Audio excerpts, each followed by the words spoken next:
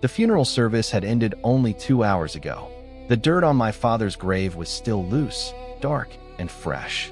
Yet, as I pulled my truck into the driveway of the farmhouse where I had spent every day of the last 5 years, there was already a foreign object on the lawn. A wooden stake. A sign. Pending listing. I stared at it. The audacity was breathless. My sister, Brenda, hadn't visited Dad in 3 years. She hadn't been there to change his sheets, to spoon-feed him soup when his hands shook too much, or to hold his hand during the terrifying nights of dementia-induced confusion. She had been too busy with her marketing firm in the city. But now that Arthur Miller was dead, she was the first one through the door. I walked into the house. The smell of Dad, tobacco, old books, and peppermint salve was already being assaulted by the scent of harsh chemical cleaners. Brenda was standing in the living room. She was wearing a black dress that was technically appropriate for mourning but fit a little too tightly, like she was treating the wake as a networking event. She was pointing at the old stone fireplace while a man in a cheap suit took notes on an iPad. "The mantle has to go," Brenda said, waving a manicured hand. "It's too rustic. Buyers want modern farmhouse, not actual farmhouse. Rip it out. And these floors? Are they hardwood or laminate? If they're laminate, we need to relist 10 grand lower." "Brenda," I said, my voice rough from crying. "What are you doing?" She turned around, looking surprised to see me, as if I were a ghost haunting the hallway. "Oh, Lucas," she sighed, checking her watch. "You're back. I thought you were staying at the cemetery too." "I don't know. Commune with nature?" "I was burying our father," I said, stepping into the room. "Who is this?" "This is Mr. Tavish," she gestured to the man. "My realtor." "Well, our realtor, I suppose. Since we need to liquidate the estate quickly. I have a liquidity crunch with my condo renovations, and honestly, this place is a money pit. The sooner we sell, the sooner we can split the cash and move on." "Split the cash?" I asked. "We haven't even read the will. The lawyer is coming at 4 p.m. "The will is a formality," Brenda scoffed, walking over to inspect a crack in the wall. "I'm the eldest. Dad was traditional. Plus, let's be real, Lucas. You've been living here rent-free for 5 years. You've practically drained the estate already. It's only fair that I take the lead on the sale to recoup my share." Rent-free. The words echoed in my head. She didn't know. She didn't know that I had quit my job as a structural engineer to move back home when Dad got sick. She didn't know that living here meant sleeping on a cot in his room so I could wake up every 2 hours to give him medication. She didn't know that I had spent my entire savings account repairing the roof last winter because Dad's pension couldn't cover it. To her, I was a squatter, a loser brother who failed to launch. "You can't sell the house, Brenda," I said quietly. "Watch me," she replied, tapping a nail against the wall. "I've already listed it on the private market. Mr. Tavish says we can get $600,000 if we bulldoze the barn. It's an eyesore anyway. Dad built that barn," I said, feeling a surge of protective anger. "With his own hands. In 1975. And now it's termite food," she shrugged. "Sentimentality doesn't pay the bills, Lucas. You should know that. Look at you." She gestured to my clothes. I was wearing a simple black suit, slightly worn at the elbows. It was the only suit I owned. "I need you to start packing your things," Brenda continued, turning back to the realtor. "Mr. Tavish thinks we can stage the house by Monday. You can probably fit your stuff in your truck, right? You don't have much. Where am I supposed to go?" I asked, testing her. I wanted to see how deep the cruelty went. "I don't know," she said, sounding bored. "Maybe you can find a rooming house. Or go back to whatever construction job you had before you decided to mooch off Dad. You're a big boy, Lucas. Figure it out. Just be out by Sunday night. I'm changing the locks Monday morning." Changing the locks. The cruelty wasn't just deep, it was bottomless. She wasn't just selling the house. She was erasing me. She was erasing the last 5 years of sacrifice as if they meant nothing. I looked at Mr. Tavish. He looked uncomfortable, shifting his weight from foot to foot. "Ma'am," Tavish said softly, "maybe we should wait for the legal reading, just to be sure the title is clear." "The title is clear," Brenda snapped. "My father owned this land for 40 years. He died. I am the executor named in his 2010 will. It's simple probate law. Don't complicate things, Tavish, or I'll find a realtor who has a spine." She turned back to me. "And you?" She pointed a finger at my chest. "Don't try anything funny. I know you manipulated Dad in his final days. I know you probably tried to get him to sign checks. But I have lawyers, Lucas. If you touched one dime of his accounts, I will sue you into oblivion." I didn't argue. I didn't scream. I just felt a strange, cold calm wash over me. It was the calm of a man holding a royal flush while his opponent bets the deed to their house on a pair of twos. I reached into the inside pocket of my jacket. I felt the heavy, folded document resting against my ribs. It wasn't a check. It wasn't a will. It was something much stronger. "Okay, Brenda," I said softly. "Let's wait for the lawyer. Mr. Henderson will be here in 10 minutes. "Fine," she rolled her eyes. "But start packing your boxes while we wait. I don't want your clutter ruining the aesthetic when the photographer gets here." She walked away to the kitchen, shouting about the hideous yellow tile. I stood in the hallway. I looked at the picture of Dad hanging on the wall, the one taken before the sickness, when he was strong and smiling on his tractor. "Don't worry, Dad," I thought. "I promised I'd protect the farm, and I keep my promises." The doorbell rang. It was precisely 4 p.m. Mr. Henderson stood on the porch. He was a man of few words, carrying a briefcase that looked like it contained nuclear codes. He looked at the "for sale" sign on the lawn, frowned, and then looked at me. "Good afternoon, Lucas," Henderson said. "I see your sister has wasted no time. She works fast," I said. "Speed is often the enemy of accuracy," Henderson muttered. "Shall we?" We walked into the dining room. Brenda was already seated at the head of the table, Dad's seat. She had a bottle of wine open. She didn't offer a glass to me or the lawyer. "Let's get this over with," Brenda said, swirling her glass. "Read the will. Tell Lucas he gets the old pickup truck and sign the release forms so I can sell this place." Henderson sat down. He placed his briefcase on the table. He didn't open it immediately. He looked at Brenda over the rim of his spectacles. "Mrs. Brenda," Henderson said calmly, "you are referring to the last will and testament dated August 2010. "Obviously," Brenda said. "That's the only will."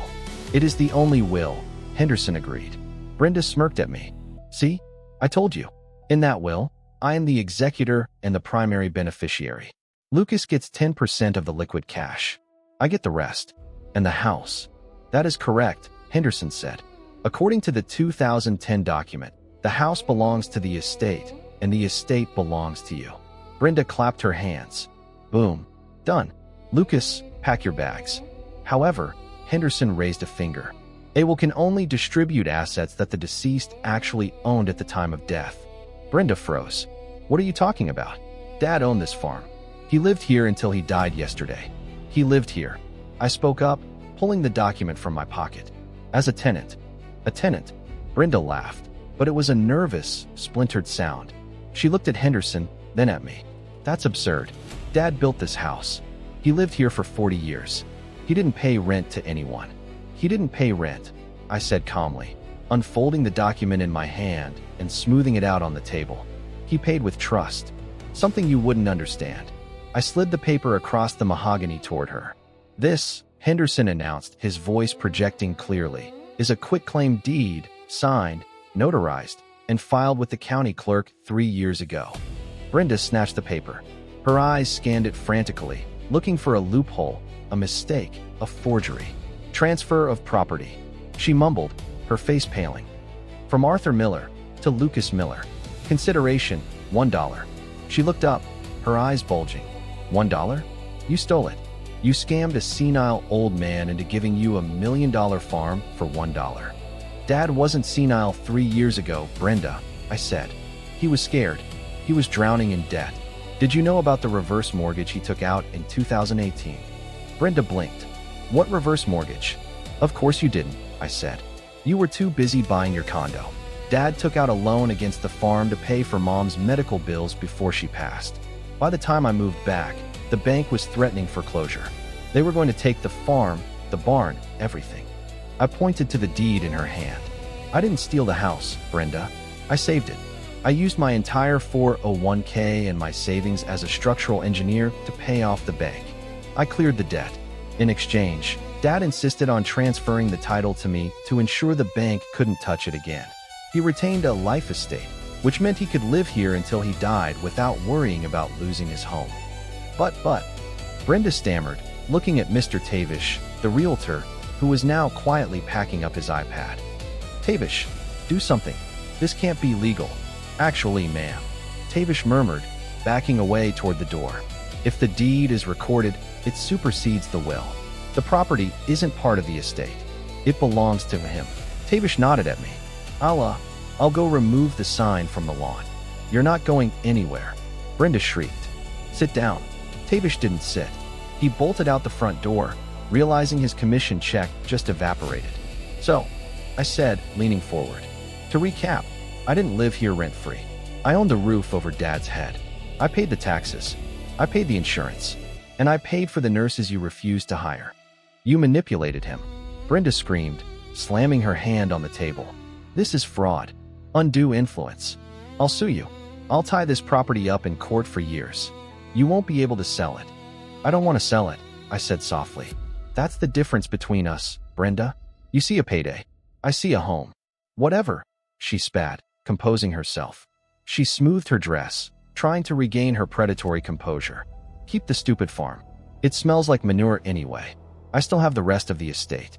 The 2010 will says I get the residue. The investments. The cash accounts. Dad was frugal. I know he had at least $200,000 in savings. She turned to Henderson with a smug smile. Fine. Lucas gets the dirt. I'll take the cash. How much is in the liquid accounts, Mr. Henderson? Cut me a check so I can leave this dump. Henderson cleared his throat. He looked uncomfortable. He opened a second folder in his briefcase. Mrs. Brenda, Henderson said gently. As I mentioned, the will distributes what remains in the estate. However, the cost of end-of-life care for a dementia patient is astronomical. What do you mean? Brenda narrowed her eyes. Full-time nursing care, I explained. Specialized medication, hospital stays, physical therapy. It costs about $10,000 a month, Brenda, for 3 years. But insurance, she started. Medicare covers basics, Henderson corrected. It doesn't cover 24-hour in-home care. And Lucas refused to put Arthur in a state nursing home. He insisted on keeping him here, in his own bed, as per Arthur's wishes. So, Brenda demanded, how much is left? Henderson slid a bank statement across the table. The primary checking account currently has a balance of $412, Henderson read. The savings account was closed 6 months ago to pay for the final round of dialysis. Brenda stared at the statement. The paper shook in her hands. $400? She whispered. That's it. That's my inheritance.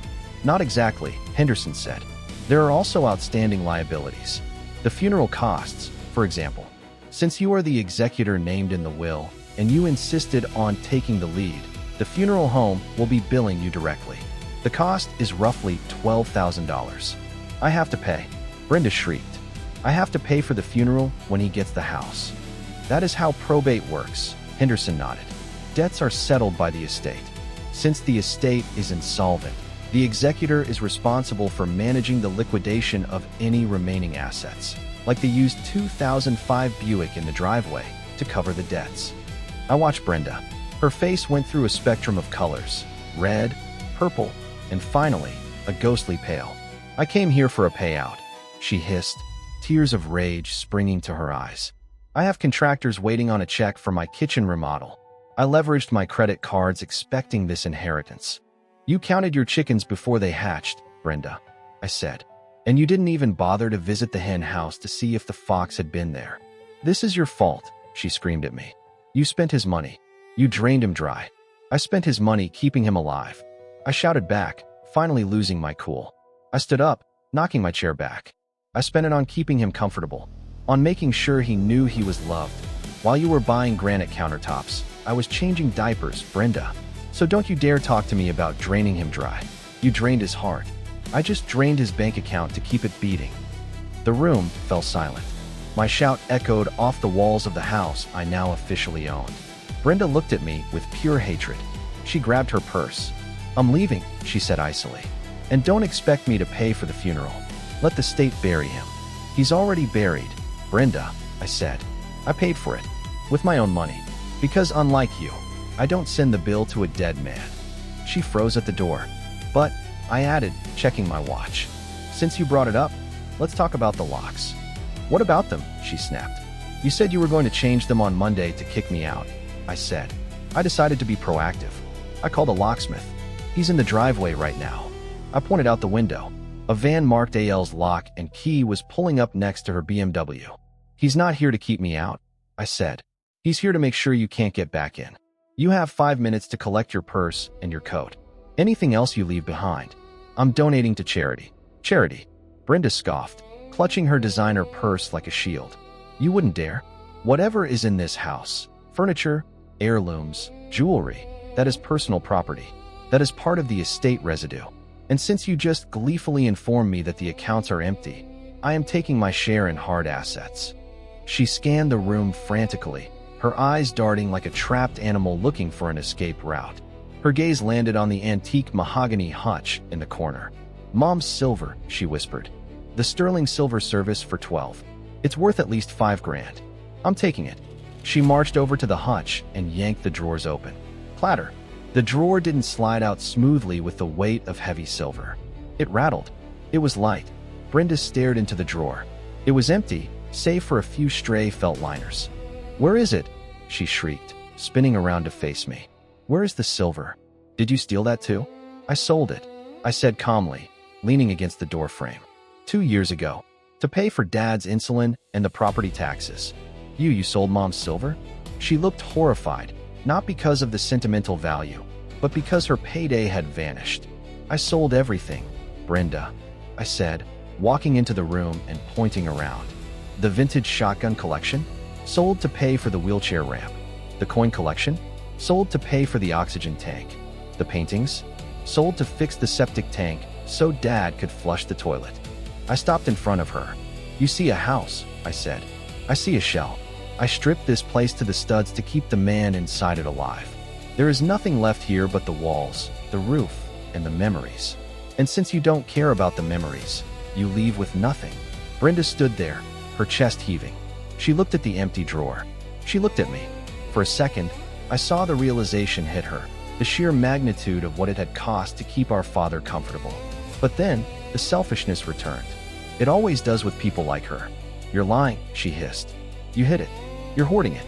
Check the barn if you want, I said. But be careful. The termites you mentioned are real. The sound of a drill echoed from the front door. Whir. The locksmith was already working. Time's up, Brenda, I said. Al works fast. She let out a scream of frustration, a primal, childish sound. She grabbed a crystal vase from the mantelpiece, one of the few things left, and raised it, as if to smash it on the floor. Don't, I warned. That's the vase Dad bought Mom for their 25th anniversary. If you break it, I will call the sheriff and press charges for destruction of private property. Remember? It's my property. She hesitated. Her hand trembled. Then, realizing she had no power left, she slammed the vase back onto the mantel. It wobbled, but didn't fall. I hate you, she whispered. I hope you rot in this money pit. Goodbye, Brenda, I said. She stormed out of the house, pushing past Mr. Henderson, past the locksmith, and out into the gray afternoon. I watched from the window as she got into her BMW. She reversed aggressively, running over the for sale sign she had planted earlier. The wooden stake snapped with a satisfying crack. I watched her speed away until her taillights disappeared around the bend. Mr. Henderson closed his briefcase. Well, the lawyer said, adjusting his hat. That went about as well as expected. I'll file the final probate paperwork. Since the estate debts exceed the assets, she'll likely resign as executor within the week to avoid the headache. It will default to you. Let her deal with the funeral bill first, I said. She insisted on ordering the most expensive casket. Henderson allowed himself a small, dry chuckle. Indeed. Good luck, Lucas. It's a fine piece of land. It is, I agreed. I walked out to the porch. The locksmith handed me a shiny new brass key. All set, Mr. Miller, Al said. New deadbolts on all doors. Thanks, Al. I stood on the porch, holding the key. The sun was starting to set, casting long shadows over the fields. The farm was quiet. No construction noise. No bickering. Just the wind in the trees. I looked at the broken for sale sign on the lawn. I walked over, pulled the splintered wood from the earth, and tossed it into the back of my truck. Then I sat on the porch steps, took a deep breath of fresh air, and finally, for the first time in 5 years, I didn't have to listen for the sound of a medical alarm. I missed him, but I was glad he was home. And now, so was I? Epilogue, 10 months later. The smell of sawdust and fresh coffee filled the barn. It wasn't a termite-infested eyesore anymore. I had spent the last year renovating it. The structural beams were reinforced, the roof was new, and the sunlight streamed through the skylights I had installed. It was now the headquarters of Miller Structural Consulting. After word got out about how I saved the farm, neighbors started asking for help with their own barns, their own renovations. I didn't need to go back to the city. The work came to me. I sat at my drafting table, looking over blueprints for a community center. My dog, a rescue golden retriever named Barnaby, was sleeping at my feet. My phone buzzed. I checked the screen. It was an email from Brenda. Subject, settlement? Lucas, look, the funeral home is threatening to sue me. The credit card companies are calling. I can't pay the 12 grand. Can we work something out? Maybe a loan against the house. We're family. Please. I looked at the message. I thought about the for sale sign on the fresh grave. I thought about the empty silver drawer. I typed a reply. Brenda, I suggest you sell the BMW. It should cover the funeral costs. As for the loan, I'm afraid my assets are tied up. I'm restoring the mantle you wanted to rip out. I hit send. Then I blocked the address. I walked outside. The corn was high in the fields. The house stood strong against the blue sky, its fresh coat of white paint gleaming. It wasn't a mansion. It wasn't a penthouse. It was a money pit, a lot of work and endless maintenance. But it was mine, and it was not for sale.